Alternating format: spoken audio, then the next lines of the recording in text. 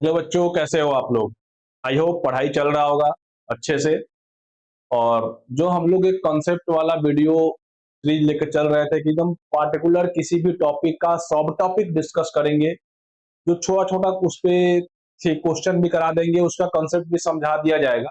तो उसी सीरीज में एक और वीडियो आज हम लोग करने जा रहे हैं जो कैलकुलस का है और न्यूटन लेबनिज थ्योरम है। अब दिमाग में चल रहा होगा, सर न्यूटन लेबनिज थ्योरम पढ़ना किधर है। तो देखो, कहीं कहीं आप देखोगे तो इसको हम लोग लिमिट्स में भी पढ़ाते हैं और फिर डेफिनेट इंटीग्रेशन में भी पढ़ाया जाता है। अब टीचर पे डिपेंड करता है कि कोई लिमिट्स में पढ़ा देता है, कोई डेफिनेट इंटीग्रेशन में पढ़ा देता है। अब ये छोटा सा कॉन्सेप्ट है बट इंपॉर्टेंट कॉन्सेप्ट है। आजकल आप मेंस और एडवांस के पीवाईक्यू में देखोगे तो क्वेश्चन मिलता है और क्वेश्चन बन जाता है। मैक्सिमम क्वेश्चन इसका और लैप्टल रूल का कॉम्बिनेशन होता है और खास करके लिमिट वाले सेक्शन में ज्यादा दिखता है। तो उसी पे हम लोग स्टार्ट करते हैं। हम लोग उस थ्योरम का प्रूफ की बात नहीं करेंगे, बस थ्योरम मैं समझा देता हूं कि थ्योरम होता क्या है, कहना क्या चाहता है और आप इसको क्वेश्चन में अप्लाई कैसे करोगे। तो चलिए देखते हैं, स्टार्ट करते हैं इसको। तो देखिए, न्यूटन लेबनिज थ्योरम। अब लेबनिज के बारे में, न्यूटन के बारे में तो सबको पता है। न्यूटन और लेबनिज को देखो, लेबनिज को जनरली फादर ऑफ कैलकुलस भी बोला जाता है। ये दोनों लोग मिलके कैलकुलस में बहुत सारा चीज दिए हैं। तो उसी में एक ये थ्योरम था। थ्योरम क्या कहता है, पहले एक बार आप इस बात को समझो अच्छे से कि अगर आपके पास कोई फंक्शन है एफ एक्स, वो देखो इस फॉर्मेट में दिया गया है, जी एक्स एच एक्स, और यहां दिया हुआ है एफ टी डी टी। ऐसा कोई फंक्शन तुम्हारे पास गिवन है, एफ एक्स ये फंक्शन। अब हमको क्या करना है, इस फंक्शन का अगर हम लोग डेरिवेटिव निकालना चाहते हैं, इस फंक्शन का क्या निकालना चाह रहे हैं, डेरिवेटिव निकालना चाह रहे हैं, तो एफ डैश एक्स कैसे निकालोगे। तो यहाँ ये देख के आप सबको समझ में आ रहा होगा कि जो भी फंक्शन है एक्स का ही फंक्शन है, क्योंकि ये इंटीग्रेशन होगा, लिमिट पुट करोगे तो फंक्शन क्या आ जाएगा, एक्स में कन्वर्ट हो जाएगा। तो अब हम लोग इसको एक्स के रेस्पेक्ट में अगर डिफ्रेंशिएट करते हैं तो एफ डैश एक्स क्या होगा, according to Newton Leibniz theorem हम ये लिखेंगे कि आप देखो इस चीज को अच्छे से समझना। जहां पे भी टी दिख रहा है वहां अपर लिमिट पहले पुट कर दो, ये अपर लिमिट। फिर से क्या करना है, अपर लिमिट का डिफरेंशिएशन करना है और आपको भाई माइनस का साइन लगाना है। फिर टी के जगह पे लोअर लिमिट पुट करना है, तो एफ ऑफ जी एक्स हो गया और फिर क्या हो जाएगा, इसका डिफरेंशिएशन। यही न्यूटन लेबनिज थ्योरम होता है। न्यूटन और लेबनिज भाई साहब लोग मिलकर डायरेक्ट क्या किए कि मतलब बिना इसको देखो इंटीग्रेट किए हम डायरेक्ट इसको डिफरेंशिएट कर पा रहे हैं। मतलब इंटीग्रेशन का कोई रोल नहीं था, हम इसे जाके डायरेक्ट डिफरेंशिएट कर लिए। तो कभी भी इस टाइप का गिवन रहेगा तुम्हारे पास फंक्शन, देखो यहाँ पे एक्स का अपर लिमिट लोअर लिमिट है और जो इंटीग्रेशन हो रहा है वो एक अदर वेरिएबल टी के रिस्पेक्ट में हम इसको इंटीग्रेट करने जा रहे हैं। ठीक है, तो ये सब देख के आपको क्वेश्चन में आइडिया लग जाएगा कि किस टाइप का क्वेश्चन होगा, क्या हम करने जा रहे हैं। तो ये कॉन्सेप्ट आप अच्छे से समझ लो, बहुत इंपॉर्टेंट कॉन्सेप्ट है, बहुत यूनिक है, बहुत आसान है। अगर आप इसको याद रखोगे ना तो पीवाईक्यू का क्वेश्चन जो इस पे आ रहा है वो आप आसानी से कर सकते हो, बहुत टफ नहीं है। तो इसी पे एक दो क्वेश्चन भी है अपने पास, हम लोग उस क्वेश्चन को भी देखते हैं। देखो एक क्वेश्चन दिख रहा है कि limit x tends to zero, zero to x square cos t square d t upon x into sine x. देखो आप लोग, अब बच्चा उसको इंटीग्रेशन भी दिख रहा है, लिमिट भी दिख रहा है, करे तो क्या करे। तो लिमिट का क्वेश्चन आया तो सबसे पहले मैंने आप कई बार ये बात बताया कि जब भी लिमिट का क्वेश्चन आएगा सबसे पहले आप क्या करोगे, तो सर लिमिट का हम लोग फॉर्म चेक करते हैं। अब इसका फॉर्म चेक करोगे, यहां जीरो रखोगे तो डिनोमिनेटर में जीरो हो गया और ऊपर चले जाओ तो एक्स की जगह पे जीरो पुट करना होगा। तो आपको एक चीज दिख गया कि सर ये तो जीरो बाई जीरो फॉर्म का क्वेश्चन हो गया, दिख गया ना कि सर कौन सा फॉर्म हो गया, जीरो बाई जीरो हो गया। और अगर जीरो बाई जीरो फॉर्म हो गया तो आपको ये कई बार बताया गया है कि बेटा अगर जीरो बाई जीरो फॉर्म होता है, इन्फिनिटी बाई इन्फिनिटी फॉर्म होता है, तो उसका बहुत सारा मेथड होता है। एक मेथड ये भी होता है कि हम लैप्टल रूल लगा दें। ठीक है, लैप्टल रूल लगा दे, एलएच रूल जिसको हम शॉर्ट में बोलते हैं, वो लगा दे तो क्वेश्चन का आंसर मिल जाएगा। तो यहाँ हम क्या कर रहे हैं, एलएच रूल ही लगाने जा रहे हैं। तो एलएच रूल लगाओगे कैसे, तो LH रूल क्या बोलता है कि ऊपर वाले को अलग डिफरेंशिएट करिए, नीचे वाले को अलग डिफरेंशिएट करिए और ये काम करते चलिए जब तक आपका इनडिटर्मिनेट फॉर्म खत्म नहीं हो जाए। तो अब यहाँ न्यूटन लेबनिज लगेगा, क्योंकि हम क्या चाहने जा रहे हैं, एलएच रूल लगाने जा रहे हैं। एलएच रूल में क्या करना होता है, ऊपर वाले फंक्शन को डिफरेंशिएट करना होता है। अब ऊपर आपको इंटीग्रेशन दिख रहा है, जैसे इसको डिफरेंशिएट करने जाओगे तो न्यूटन लेबनिज के हेल्प से ही हम इसको डिफरेंशिएट कर सकते हैं। तो आइए करते हैं मिलकर। चलिए इसको डिफरेंशिएट करो, तो यहाँ पे हो गया कॉस ऑफ, रूल क्या था कि अपर लिमिट टी के जगह पे रखना है। तो अगर आप टी के जगह पे अपर लिमिट रखोगे तो 0 से एक्स स्क्वायर, यहाँ कितना हो गया कॉस ऑफ x4 हो जाएगा। अच्छा फिर क्या था, इसका डिफरेंशिएशन था इनटू एक्स स्क्वायर का डिफरेंशिएशन 2x।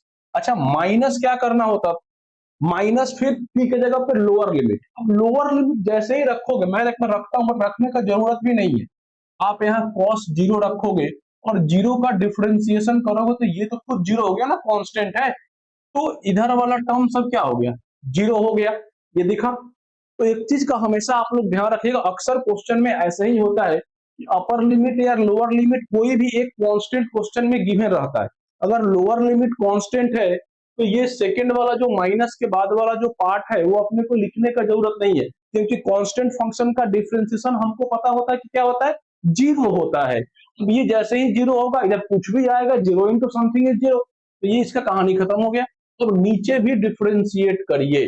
अब आप नीचे कैसे डिफरेंशिएट करोगे, तो यहाँ भाई देखो u इंटू भी लगाना होगा, इसके डिफरेंशिएशन में आपको u इंटू भी यूज करना होगा। अब अगर u इंटू भी लगाओगे तो x का डिफरेंशिएशन तो 1 हो गया, 1 इंटू साइन एक्स प्लस, क्या करोगे, x को एज इट इज रखो और साइन एक्स का डिफरेंशिएशन ये हो गया cos x, इधर तो टर्म खत्म है और हमारा क्या चल रहा है, लिमिट गोज टू 0।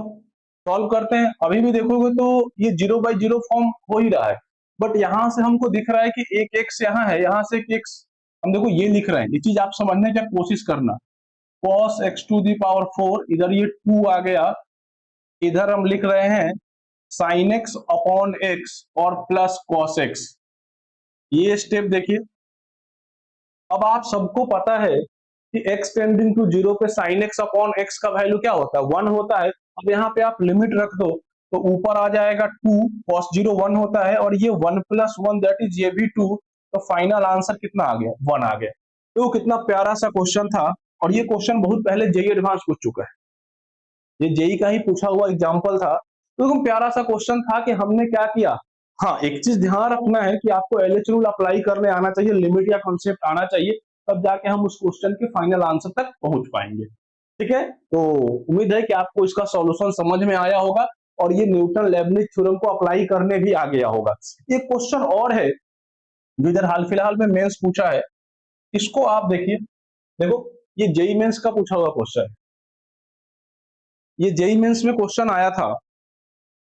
इस क्वेश्चन को पहले एक बार अच्छे से पढ़ो, और आप वीडियो जब देख रहे हो ना तो क्या करो, वीडियो को पॉज करो और अपने से सॉल्यूशन करने का कोशिश करिए, सॉल्यूशन कर लीजिए, उसके बाद फिर से आप इसको वीडियो को स्टार्ट करके देख लीजिए।